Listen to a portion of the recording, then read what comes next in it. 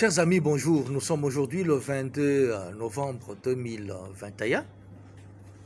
Nous sommes à notre exercice habituel. Aujourd'hui, je crois que nous allons vous lire seulement une certaine déclaration qui se trouve réellement dans le livre qui va bientôt sortir, Le mutualisme, alternative du capitalisme pour le développement de l'Afrique. Un monsieur, un professeur devant son auditoire, devant les étudiants occidentaux, voilà ce qu'il déclare. Nous le lisons pour vous les Africains, afin que vous puissiez prendre conscience qu'il n'y a personne qui viendra vous développer. Personne ne le fera pour vous. C'est pourquoi le panafricanisme est très important.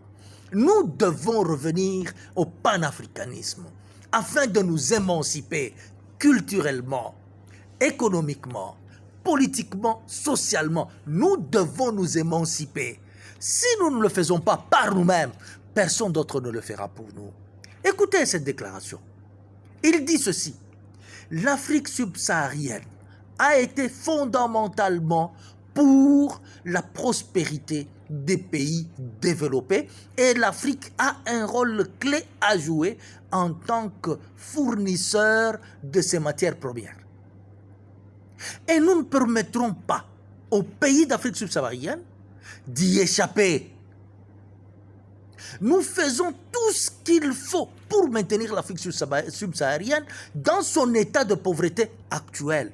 C'est absolument vital pour notre survie en tant qu'Occidentaux.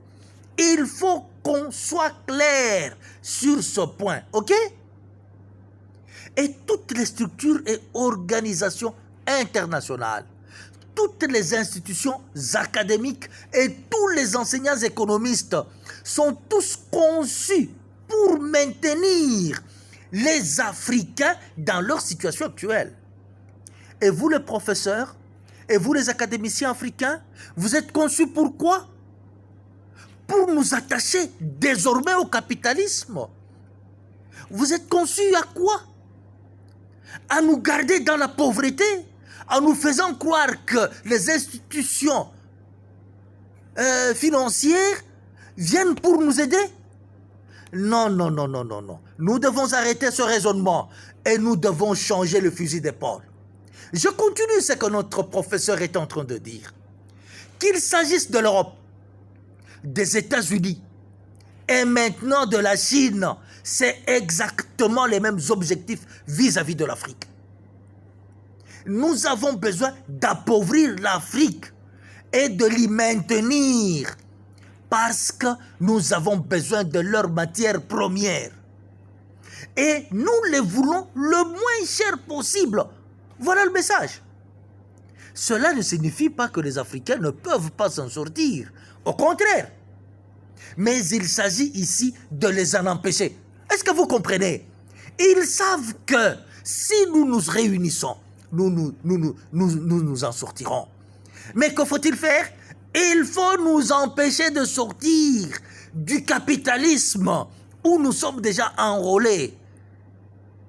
Il continue de dire ceci. Voilà comment ça marche. Parce que si l'Afrique se veuille et commence à réagir, alors laissez-moi vous dire que le niveau de vie en Europe, aux USA et en Asie s'effondrait. Il y a donc un sacrifice énorme à faire. Et laissez-moi vous dire que l'Occident ne permettra jamais que l'Afrique s'émancipe tant qu'on n'a pas de fondement à savoir. Ils ne permettront jamais que l'Afrique s'émancipe. Nous sommes désolés. Ce que je vais vous montrer maintenant, c'est comment nos structures fonctionnent. Mais c'est juste pour vous donner une idée. Et si je vous parle d'idéologie, c'est parce que nous sommes les concepteurs de ces modèles. En tant qu'universitaires et institutions académiques, nous sommes complices dans cette manœuvre. Chers amis, faudra-t-il que je mette quelques commentaires en se dire qui broie mon cœur? Faudra-t-il que je dise quoi encore de plus? à ces crachats. Que faudrait-il que l'on dise encore? Non, panafricanistes, revenez, revenez. Je sais que la plupart de ces professeurs qui vont défendre leur thèse en Europe, qui vont passer leur temps en Europe, ils ne sont pas certains que l'Afrique peut sortir de ce modèle capitaliste. Oui, parce qu'ils ont vécu de l'autre côté. Ils connaissent ce que c'est. Mais nous, nous sommes certains que l'Afrique sortira. Voilà pourquoi nous proposons le mutualisme. Le mutualisme, avec ces 5 piliers, il est capable de s'en sortir. Les 5 piliers du mutualisme: l'indépendance, la démocratie, la liberté, la sociabilité ou l'interaction et le bien-être de tous. Je suis convaincu que nous y sortirons. Parce que dedans là, le droit de l'homme s'y trouve. La répartition équitable se trouve dans le mutualisme. Mais dans le capitalisme, tel n'est pas le cas. Comment m'expliquerez-vous? Les agents qui travaillent, ils vous travaillent pendant 8 heures le jour. Et ils arrivent à la fin du mois. Donc tout ce que le capitaliste gagne, ce n'est même pas le 10%